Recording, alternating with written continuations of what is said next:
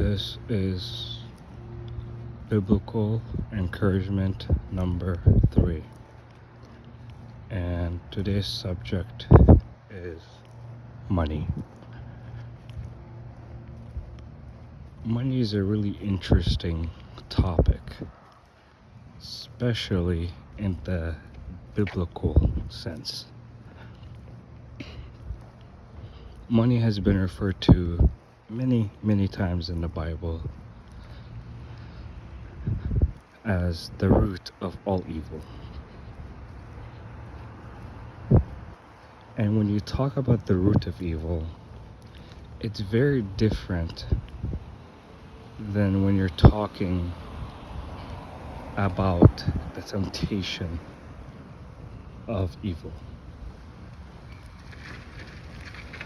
The root of evil is very different in the sense of it's what causes evil. It's not like the devil is tempting you. No, it's an action that is taken on your own authority and your own free will to protect, to put it plainly, your greed, your desire for more and more in a never-ending loophole. And if you're going through hardships with money, it's not God trying to harm your current situation.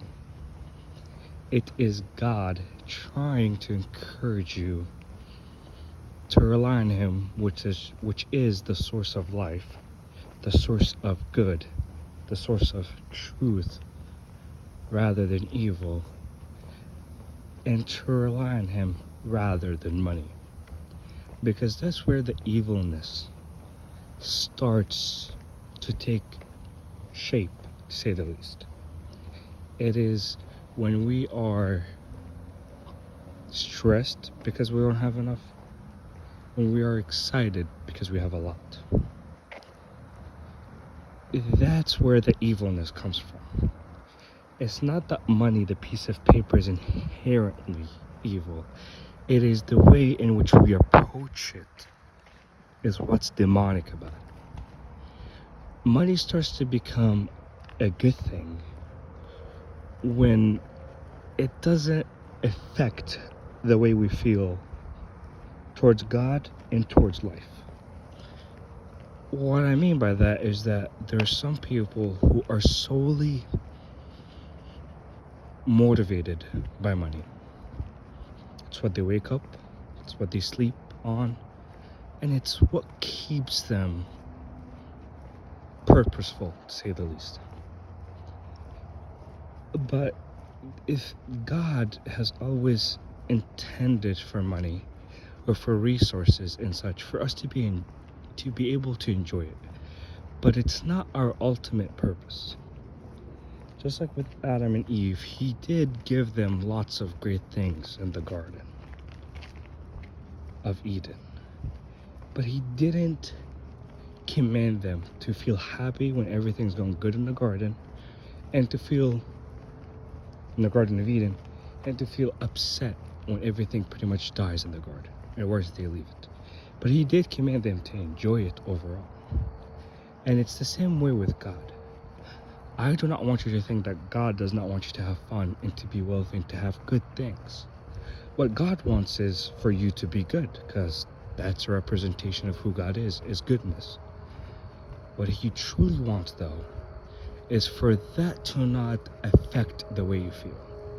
Perhaps if everything's gone overnight, but you still have Jesus and you truly feel content and happy with just that being your situation, then God will grant you wealth because He can trust you with it.